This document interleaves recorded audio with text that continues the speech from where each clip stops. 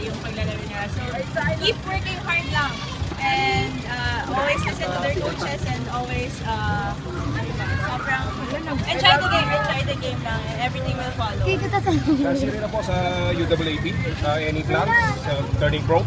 Well, hopefully may makukuha na team sa akin just after UAAP and ayun, sana makalaro. And yun naman yung plan magtuloy-tuloy maglaro and as much as possible makapag-work din. How about playing for the national team? Of course, definitely. Yun yung main goal namin lahat ng mga athletes naman to represent the country and to give back to the country and to the team na pinaglaruan mo. So, yun, we're looking forward to playing for the country also.